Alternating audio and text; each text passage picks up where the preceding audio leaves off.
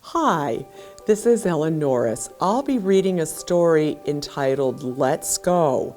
And this story is about Jesus being tempted in the desert and how he chooses his helpers.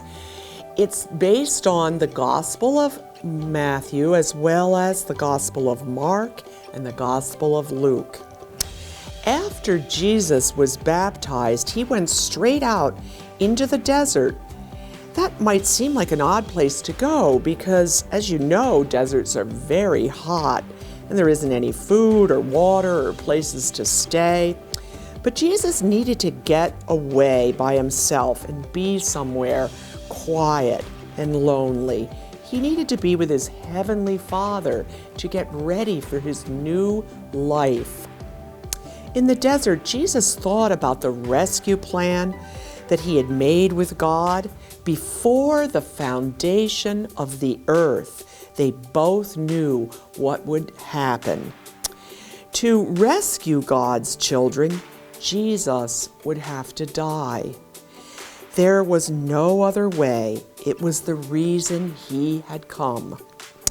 Now that old enemy, the one who had spoken through the snake to Adam and Eve back in the garden, remember him? He didn't want Jesus to rescue God's own people.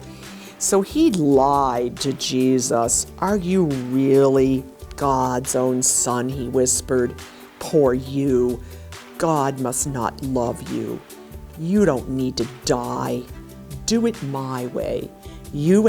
No, Jesus said to the liar, "I will do what God says." And from that moment on, nothing would ever be the same. Jesus wasn't like Adam. Jesus was a new kind of man. He would not believe the terrible lies that the enemy spoke. Jesus knew God loved him, and he would trust God no matter what. It was just as God had promised to Adam and Eve all those years before. Jesus had come to do battle against the snake's work. He would get rid of the sin and the darkness and the tears, and he would suffer, but he would win. Jesus left the desert and set out about the great rescue. He was going to get God's people back. But first, he needed to find some helpers and friends. He had a lot to do. He would need some people to help him. Who would make good helpers, do you think? Clever men?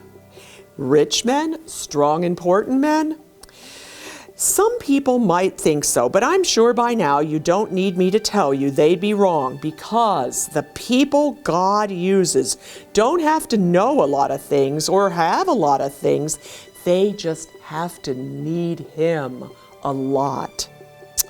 One day, Jesus was walking by the Sea of Galilee when he saw some brothers and friends mending their nets. They were poor fishermen.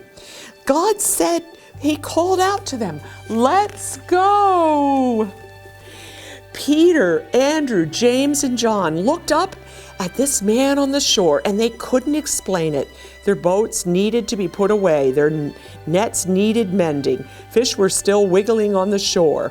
But something about this stranger made them drop their nets and their fish and leave their boats and everything and follow him.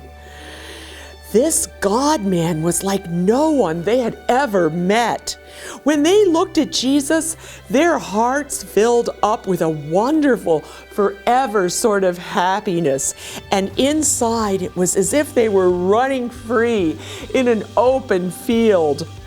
Jesus asked 12 men to be his helpers: Peter, Andrew, James, and John, Matthew, Philip, Bartholomew, Thomas, another James, Simon, Thaddeus, and Judas. Meeting Jesus would change all of them forever. Thank you guys for joining us today at Meadowbrook Kids Online. If you want to see more awesome videos like this, you can follow us on YouTube or Facebook at Meadowbrook Kids Online.